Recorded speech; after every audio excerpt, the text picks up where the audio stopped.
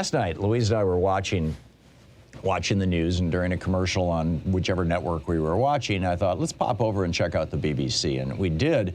And the BBC was carrying the UN Security Council live.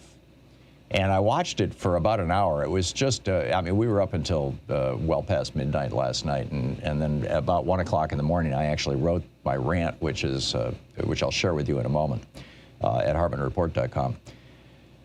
But the Security Council is headed right now by Russia. So Russia's ambassador was running the meeting.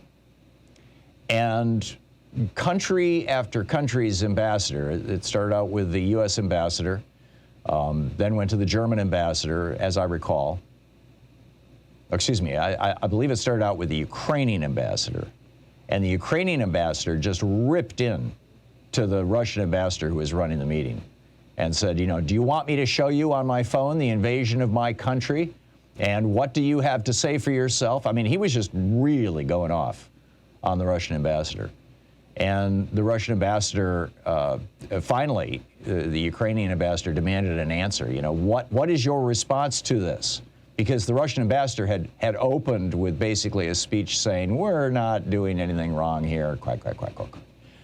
And the Russian ambassador just looked like he was collapsing in his chair. I mean, this guy, maybe he's got some kind of congenital spine deformity, but I don't think so. He looked like he could barely hold his head up, like he was so ashamed of himself.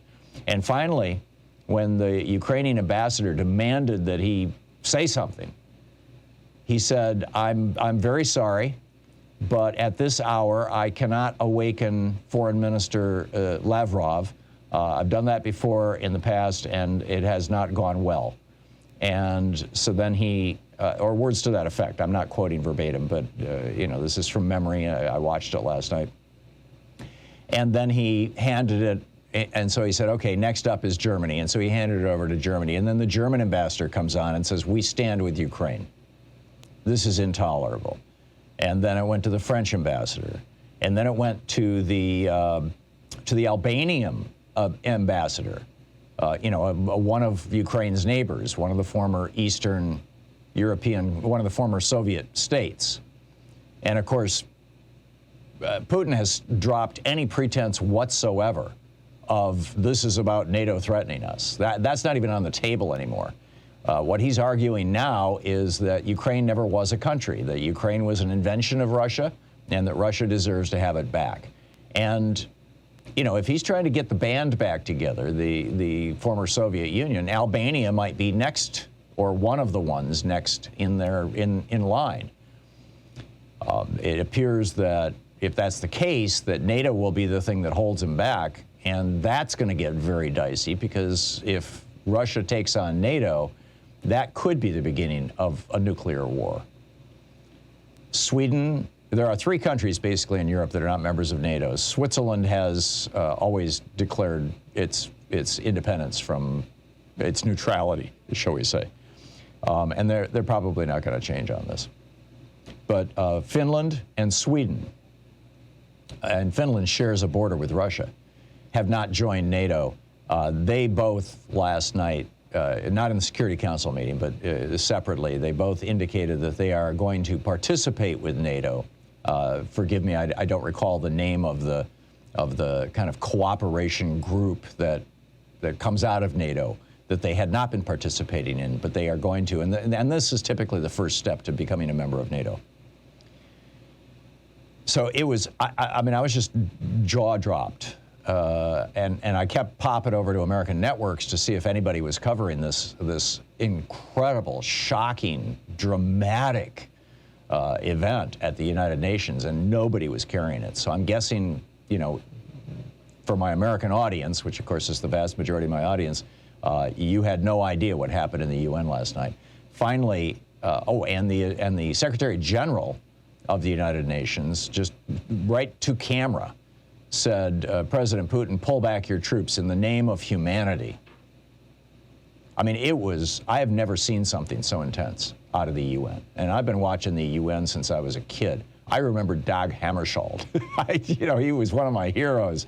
Back when I owned an ad agency in the 90s, as a Christmas gift, I sent a copy of his book Markings to all 110 or so of our clients. If you've never read Markings, it was his diary from that time, and a spiritual diary essentially. But I'm digressing here, but that was my evening.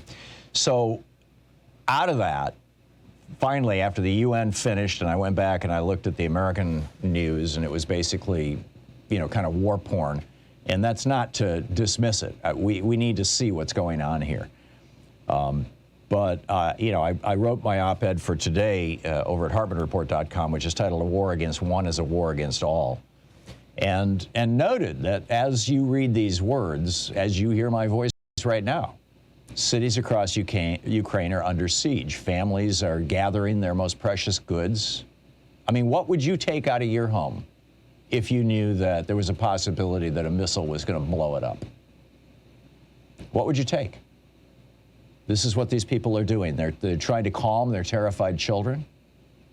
One of the most poignant clips I saw yesterday was they were interviewing a family in eastern Ukraine, and as the rockets were going off, or the mortar shells, and they had a 3-year-old daughter, and the father said, we told her it's thunder, like thunder and lightning. It's just thunder, don't worry. And they're desperate to flee, but they don't know where to go.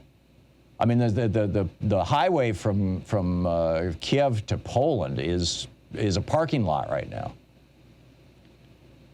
Americans have no memory of what it's like to have our own towns shelled, to have our own homes blown apart, to see our family members die and see bodies in the streets as brutal men in uniforms spread terror and death and destruction. We just have no memory of that. The last time we were invaded by a foreign country was the War of 1812. On August 22nd, 1814, President James Madison, the father of the Constitution, left the White House to his wife, Dolly, and rode off on his horse to command troops against the British and the Canadians.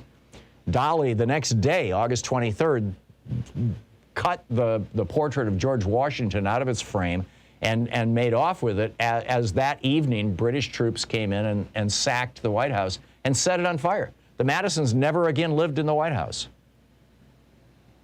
It wasn't until, the first year of the James Monroe administration that the White House was occupied again. That and the horrors of the Civil War were our last experiences on this continent of widespread domestic warfare. And the only Americans alive right now who remember what it's like for an American city to actually be under siege are the tiny handful of survivors of racial violence in places like the Tulsa massacre in the Greenwood neighborhood, and that was in 1921. Outside of those few survivors and their relatives, the terror, the senseless loss of life, and the organized violence that is war is basically an abstraction to most Americans, something we see in movies. But right now it's real for Ukrainians, particularly the Ukrainian children. I think it's important to note that war is legalized mass murder, and historically it's been legalized mass pillaging, looting, and raping. It's like people step out of their own humanity and become monsters, their brutality almost unrecognizable as humans when wars begin. We become like a pack of wild dogs or a swarm of locusts or the reaction of hornets when their nest is damaged. Something other than civilized. I mean, there's something deep in our DNA. We see this in chimpanzees as well, this bloodlust, this warlike, in groups, this warlike imperative that drives us to this kind of temporary insanity to murder total strangers in mass numbers. And because we have these demons so deeply buried in us, societies throughout history and prehistory have organized themselves in ways to reduce the chances of war. We let our horrible instincts, we release them with things like football, gladiator sports, football. The Iroquois did it with lacrosse. The Olympics were invented to diminish the probability of war. But there's also a small slice of humanity that, or there is, through nature or nurture or whatever, actually kind of deviate from the norm in such a way that they would contemplate an order to mass murder, that they would commence war against others, or charge into the face of a murderous onslaught. When they're defending their people, we consider them great heroes. Franklin Roosevelt, Ulysses S. Grant, Winston Churchill. When they're the aggressors, history records them as monsters. Adolf Hitler, Andrew Jackson, the Indian killer. So here we are. This is one of those hinge points of history, the moment that people remember other events in the context of before and after that moment. So make no mistake, this is a turning point. And a war against one is a war against all. As John Donne told us, any man's death diminishes me because I am involved in mankind. Therefore, send not to know for whom the bell tolls. It tolls for thee. We'll be back.